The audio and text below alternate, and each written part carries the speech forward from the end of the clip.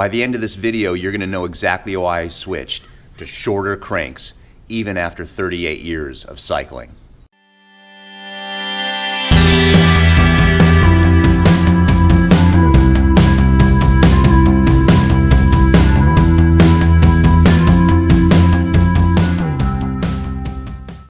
So I've been cycling for a long time, and when I was 15, 16 years old, I was the same height that I am now. What's interesting is you think if your legs are the same length, the crank length should always be the same. So I've always been running 170 millimeter cranks, basically all my life. Because just like handlebars up here, you think if your shoulders are a certain width, you should have the same handlebars and it should be a no-brainer, it never changes. Well, one thing that I discovered through chiropractic is that as our body gets older, our joints start to change. And there's a condition and a reason why you should, if you're an older cyclist, probably change to a shorter crank length. So I've been running 170 millimeter cranks essentially all my life. In the last year and a half, I switched to 165 millimeter cranks.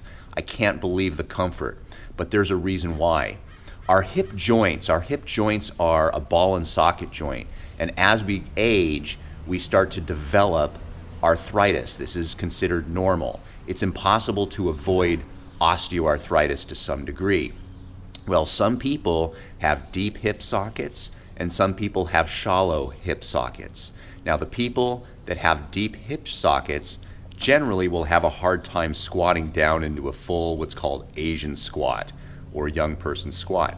Even young kids sometimes can't do that.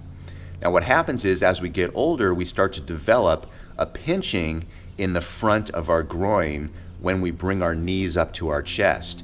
And it especially is noticeable when we rotate our hip internally when we are tested.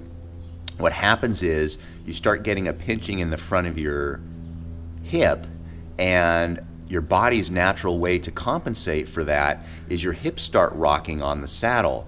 So if you notice that, this may be happening to you. Now, I'm going to explain to you what's the most noticeable difference with shorter cranks. So what happens here, if you can look, is if your crank length is down here, and let's say you have 170 millimeter crank length, then what happens is you have to accommodate with your saddle height for your leg length. Now, if you were to have 170 millimeter cranks, then this is the longest distance that would be for your leg length. So you have to angle, imagine your cranks are angled with the seat tube. Now, as you come up, this would be the highest position where your knees would be coming up to your chest. Now, if you have 165 millimeter crank length and you change your cranks, then now this point right here is actually up higher. So now, if you maintain the same saddle position, your saddle is going to be 5 millimeters too short.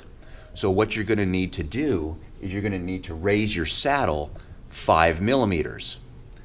When that happens, when you buy 165 millimeter cranks and you raise your saddle 5 millimeters, then essentially the leg length or the leg distance to the pedal would be the same. The challenge is that when the crank goes up into this position, don't forget that the saddle was raised 5 millimeters. So right now, your knees are not coming up as high up to your chest by a factor of 5 millimeters. In addition to that, you also have to remember that the crank length is actually 5 millimeters shorter. So this position here is actually 5 millimeters lower. So in a sense, by changing your crank length only 5 millimeters, at the top of the stroke, you're actually gaining 10 millimeters of distance where your knees don't have to come up to your chest. This very often solves the problem of the pinching in the front of the hips and helps prevent that rocking if that was the cause.